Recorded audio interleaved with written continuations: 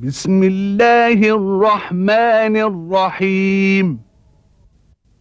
كتاب أنزلناه إليك مبارك ليدبروا آياته وليتذكر أولو الألباب. صدق الله العظيم.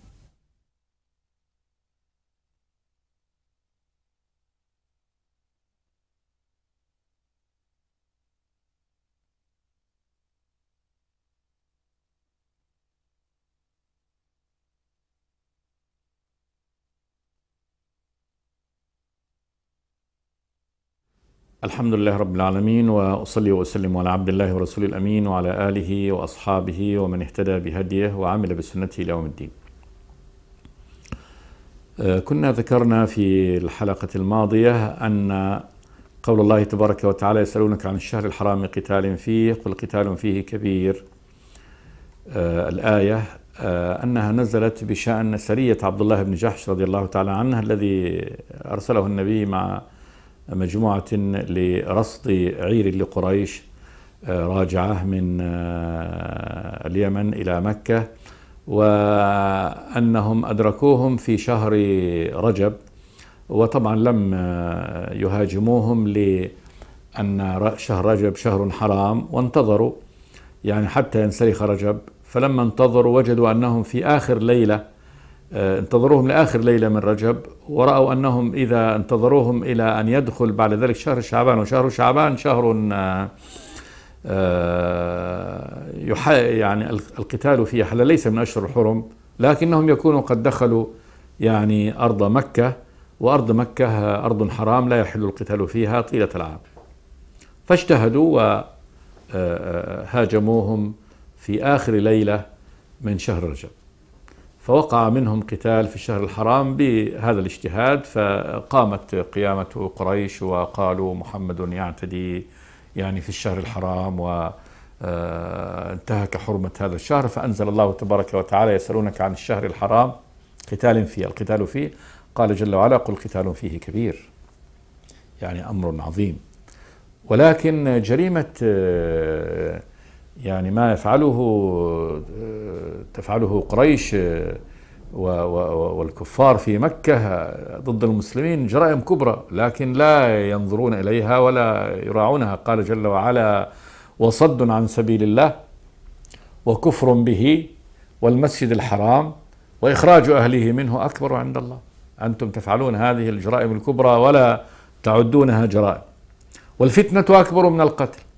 فتنتكم المؤمن في تعذيبه ليرجع عن دينه أكبر من أن يعني يقتلكم أهل الإسلام.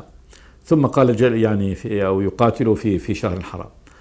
قال جل وعلا: ولا يزالون يقاتلونكم حتى يردوكم عن دينكم إن استطاعوا ومن يرتد منكم عن دينه فيمت وهو كافر فأولئك حبطت أعمالهم في الدنيا والآخرة وأولئك أصحاب النار هم فيها خالدون.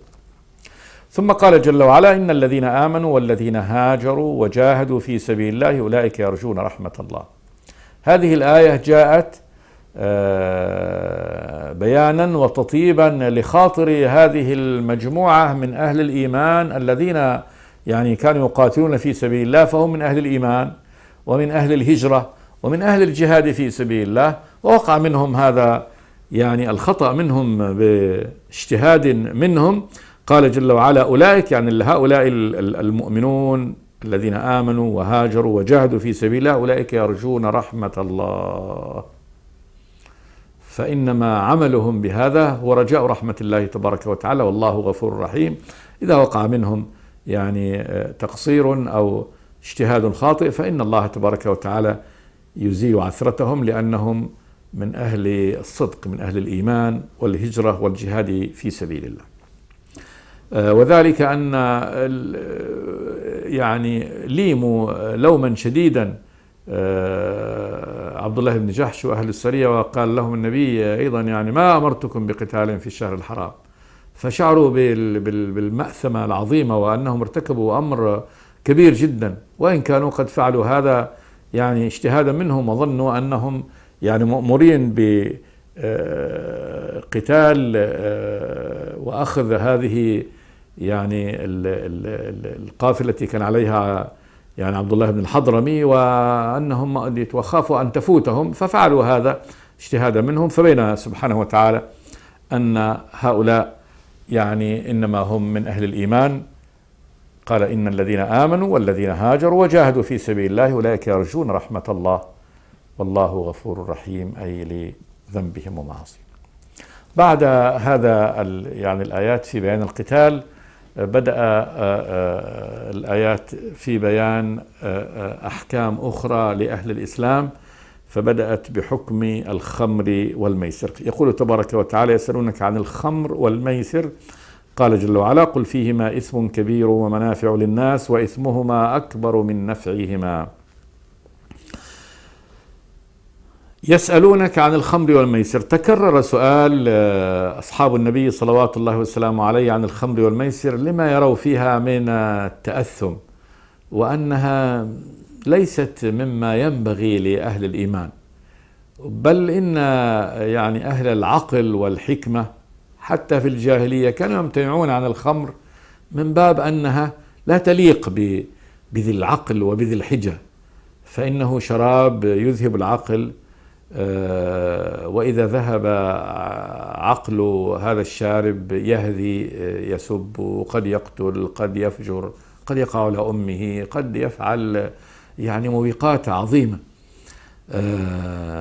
وتكرر أيضا حتى في الإسلام، جاء بعض هذه الحوادث وقعت من بعض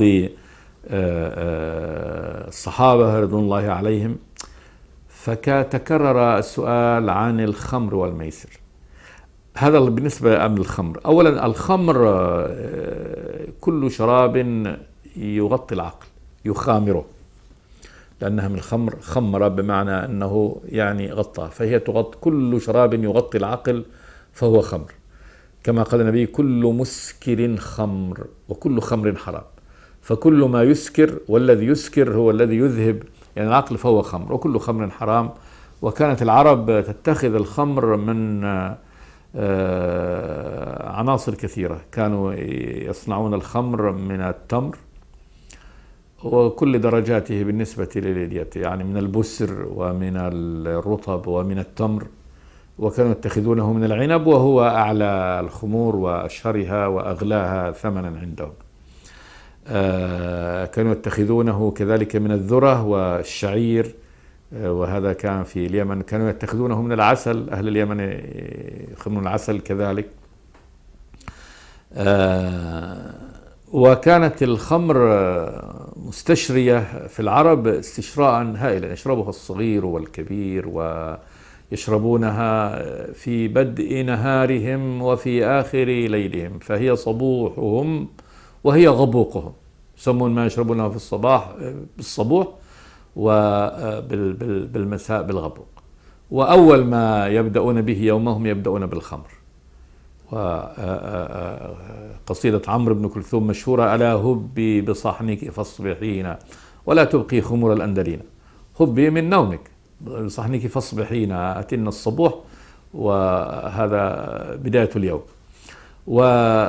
وتغنيهم وولعهم بالخمر كان أمرا عظيما. فالقصيدة العربية الخمر فيها جزء من مكوناتها، من مكونات القصيدة، والتغني بها أمر عظيم جدا، ما قليل من يذمها، ولكن عامة الشعراء والأدباء يمدحونها مدحا عظيما.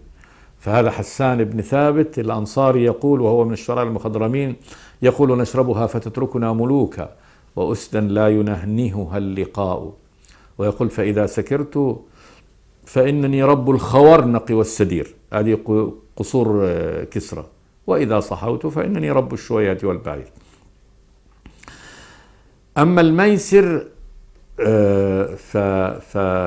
فإنه كل أكل مال الغير بطريق المقامرة، وسمي ميسر لأنه من يسر يعني أخذ هذا المال، فإنه أن تقهر الآخر وأن تغلبه بصورة من صور الغلب، أي نوع من، إما تغلبه في سهم يخرج لك من سهامك، فهذا غلبته بهذا الأمر ولا دخل له فيه، وإما في أي تسابق، وقد استثنى يعني اللي هو أخذ الميسر في السبق فقط بالخيل والركاب والسهام، فإن النبي جعل ما يؤخذ من الأخ أن يأخذ أخ من أخيه في سباق الخيل وفي سباق الركاب وفي سباق السهام ليس يعني، وإن كان هو من جنس الميسر لكنه ليس حراما، وذلك تشجيعا لأن هذا يعني مما يشجع على القتال. فالخيل هي يعني عنصر القتال الأساسي، والركاب تابع لذلك، والسهام يعني هي من آلة الحرب. وكذلك كان الميسر مستشريا يعني في العرب، وكانوا يفعله كثير منهم كباب من أبواب الإحسان إلى الآخرين، فيدخل في الميسر ثم إذا كسب يوزعه على يعني الفقراء والمساكين، ويعني يرى أنه من الكسب اللي هو الدوني، فلا يرضاه لنفسه، وإنما يقول لك أنا أكسب لأوزع على يعني هذا الكسب على الفقراء والمساكين. تأثم المسلمون من هذا الأمر ولم ينزل تحريمه قد من البداية، وذلك لأنه كان مستشريا وكان داخلا في قلوب العرب وفي أعمالهم، فقد كانت الخمر غرامهم، وكذلك تجارتهم هي تجارة رائجة عندهم، والميسر أمر يفعلونه وأمام آلهتهم، فهذا شأن مستشري، ولذلك لم ينزل تحريمه منذ بدأ التشريع، بل إنه لم ينزل تحريم الخمر إلا بعد أحد، يعني في السنة الثالثة من هجرة النبي صلوات الله وسلامه عليه. إذن من بدء الدعوة 10 سنوات في مكة و3 سنوات في المدينة كانت الخمر موجودة ومقرة، والميسر موجود، ولكن الرب تبارك وتعالى قد أنزل فيه الآيات التي ترفع أهل الإسلام بالتدريج إلى كراهة هذا الأمر ورفضه، حتى إذا يعني جاء الحكم برفضه كان ثم التزام، وقد مهد الأمر وأصبحت النفوس متقبلة لهذا الأمر. فهذه الآية كانت من هذه الآيات التي تمهد للتحريم. يقول جل وعلا: يسألونك عن الخمر والميسر قل فيهما إثم كبير ومنافع للناس. فحكم الله وإفتاء الله توجيهه لهؤلاء السائلين أن فيهما في الخمر والميسر إثم كبير، والإثم الذنب، ومعنى أنه كبير عظيم، ومنافع للناس، منافع وهذه المنافع أقل من الإثم الكبير، ففيها بعض المنافع لكن فيها إثم كبير. ثم قال جل وعلا مؤكدا: وإثمهما أكبر من نفعهما. الإثم في الخمر والميسر أكبر من المنافع. وترك الأمر عند هذا الحد، ولا شك أن هذا كان تهيئة عظيمة لكل ذي عقل ولب، أن أمر كثرت مضاره وكبر فيه الإثم عن المنفعة، إذن ما للعاقل وذي الحجة وهذا الأمر؟ ينبغي لكل عاقل أن يربأ بنفسه أن يقدم على شيء مضاره أكثر من منافعه. فكان هذه تهيئة عظيمة. ونزل بعدها يعني قول الله تبارك وتعالى: يا أيها الذين آمنوا إنما الخمر والميسر والأنصاب والأزلام رجس من عمل الشيطان فاجتنبوه لعلكم تفلحون. آية سورة المائدة.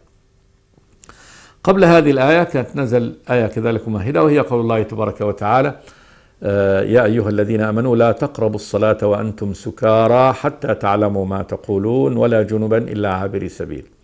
نهاهم الله تبارك وتعالى أن يقربوا الصلاة حال السكر، وكان هذه الآية هي أول آية يعني جعلتهم يفكرون في شأن الخمر، فإن الخمر والصلاة لا يجتمعان، والصلاة فريضة يومية 5 مرات في اليوم والليلة. إذا متى يشرب ومتى يصحو ليتفرغ للصلاة؟ فلما نزلت هذه الآية غيرت نظمهم في الشرب، فكانوا لا يشربون إلا بعد صلاة الصبح لأن في فترة حتى يصحوا، أو بعد صلاة العشاء لأن هناك في فترة طويلة إلى الصلاة الثانية إلى الفجر. فجعلت نوع من الخلل في عادتهم في شرب الخمر، وجعلت أيضا يعني كثير من العقول تعي وتدرك يعني أن الخمر لا تتفق مع الصلاة. ثم جاء هذه لما سأل عنها وتكرر السؤال: يسألونك عن الخمر والميسر قل فيهما إثم كبير ومنافع للناس وإثمهما أكبر من نفعهما. فالإثم الذي في الميسر هو أنك تأخذ مال أخيك المسلم بغير وجه حق، بالباطل، وإن كنت تنفقه بعد ذلك على الفقير والمسكين، لكن أخذه أصلا يعني بالباطل. فالمنافع التي فيه وهو إطعام الفقير والمسكين منافع محدودة، في مقابل أنك تأخذ هذا المال بغير وجه حق من أخيك المسلم. بهذه الصورة أصبحت كثير من الصحابة بعد ذلك امتنعوا عن الخمر وامتنعوا عن الميسر، لكن بقي ما دام أنه لم ينزل نص يعني صريح في التحريم بقي البعض. ثم لما أنزل الله تبارك وتعالى قوله: يا أيها الذين آمنوا إنما الخمر والميسر والأنصاب والأزلام رجس من عمل الشيطان فاجتنبوه، فقرن الخمر والميسر مع الأنصاب. والأنصاب هو النصب، هو ما يقام لعبادة غير الله كصنم أو على علامة على قبر أو أي صورة من تنصب للعبادة. والأزلام وهي السهام التي كانوا يعرفون بها البخت عندهم، وكانوا يكتبون على يعني كان في ثلاثة من هذه الأزلام سهام ليست لها نصل، يكتب افعل ولا تفعل وواحد غفل. ثم إذا أراد الإنسان أن يقدم على زواج أو على تجارة أو سفر، يقوم يذهب إلى الكاهن يضرب له السهام يخرج سهمه. إذا طلع افعل يقول له اذهب يعني إلى ما عزمت عليه، الآلهة ترضى عنك وسيصيبك الخير من هذا. إذا طلع لا تفعل فيقول لا تفعل هذا لأن فيه شر. فهذا قرن الله تبارك وتعالى بين هذا وهذا، نوع من يعني الكهانة مع الشرك مع الخمر مع الميسر. يا أيها الذين آمنوا من الخمر والميسر والأنصاب والأزلام رجس، والرجس النجس من عمل الشيطان فاجتنبوه، ابتعدوا عنه لعلكم تفلحون. فكانت هذه الآية هي القاطعة في حرمة الخمر. ثم قال جل وعلا: ويسألونك ماذا ينفقون قل العفو كذلك يبين الله لكم الآيات لعلكم تتفكرون. ويسألونك ماذا ينفقون، ما الذي ينفقونه؟ أي في سبيل الله. قل العفو. العفو هو يعني الزيادة التي لا تضير وتشق على المنفق.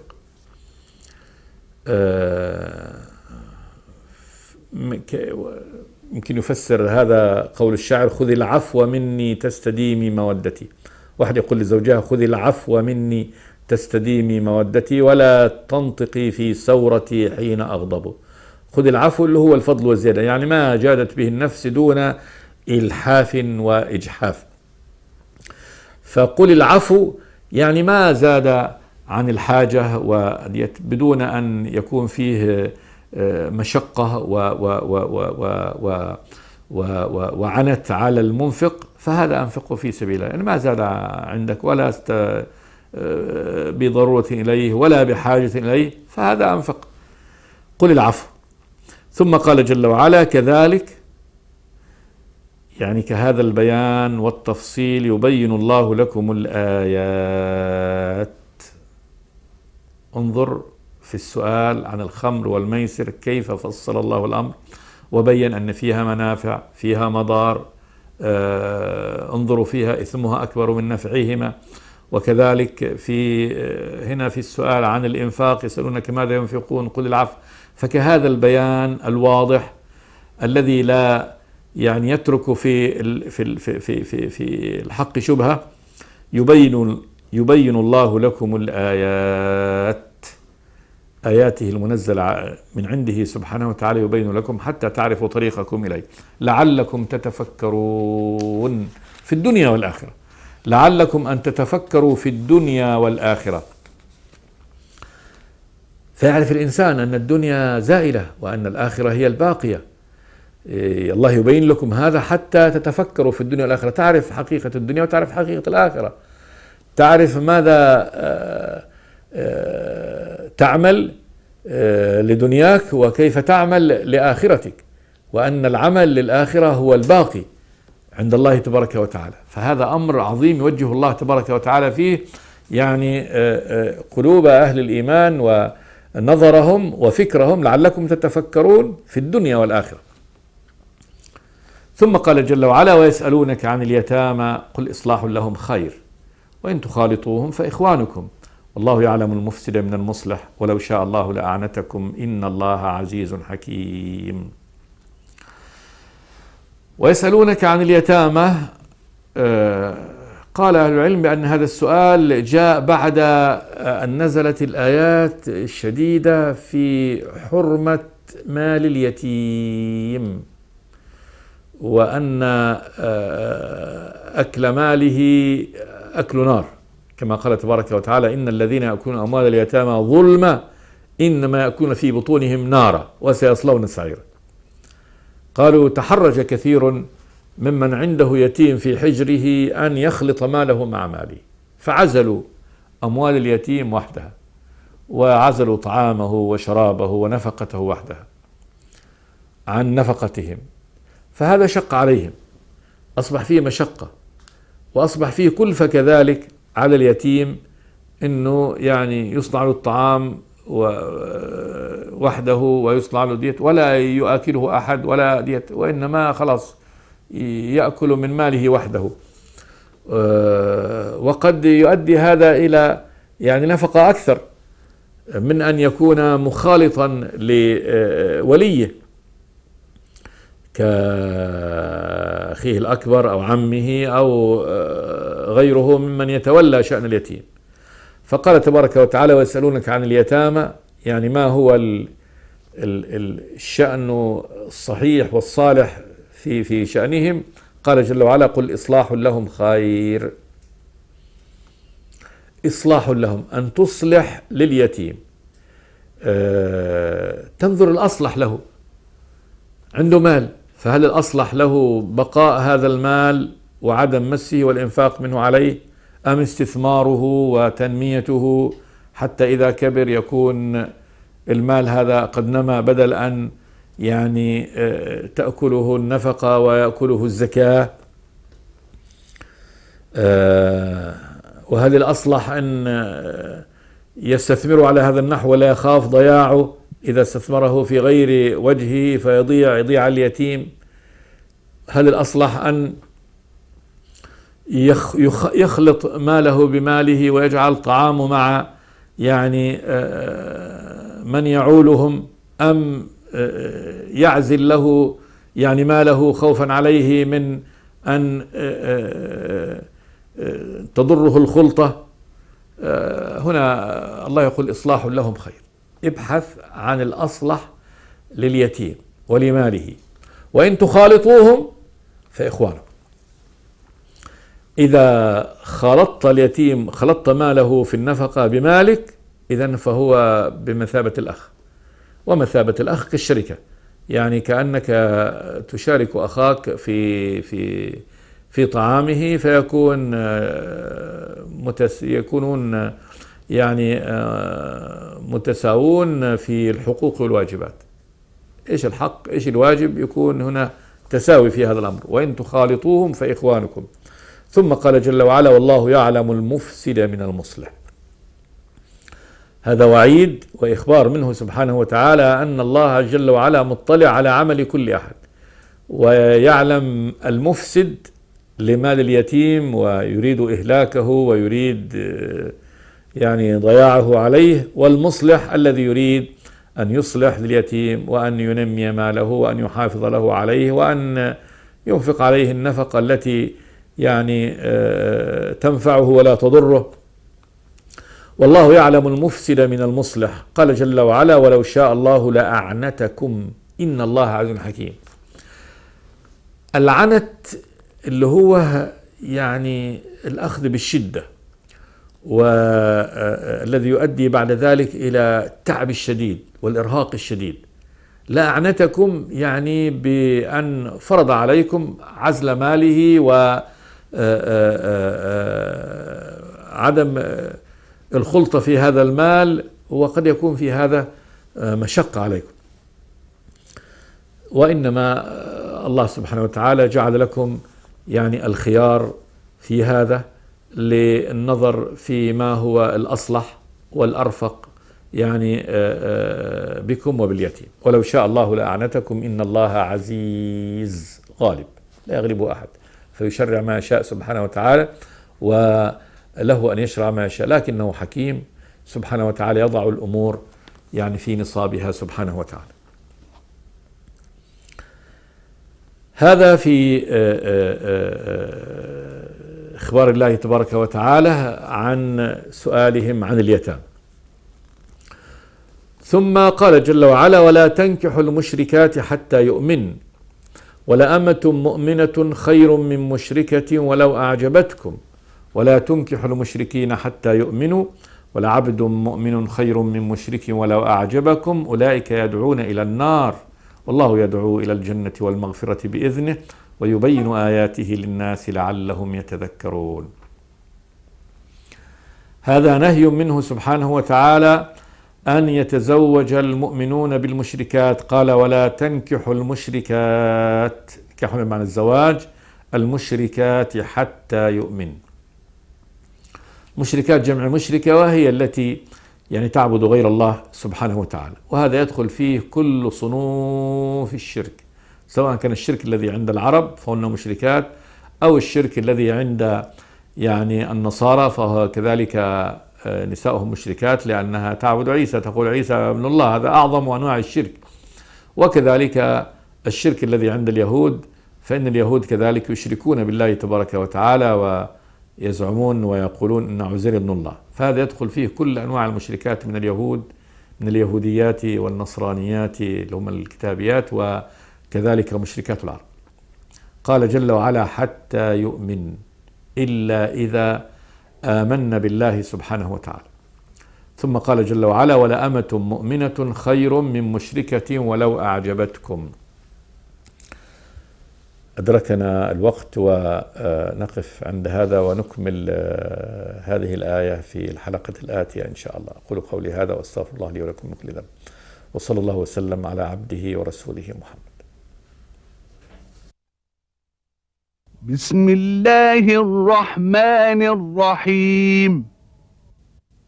كتاب أنزلناه إليك مبارك ليدبروا آياته وليتذكر أولو الألباب. صدق الله العظيم.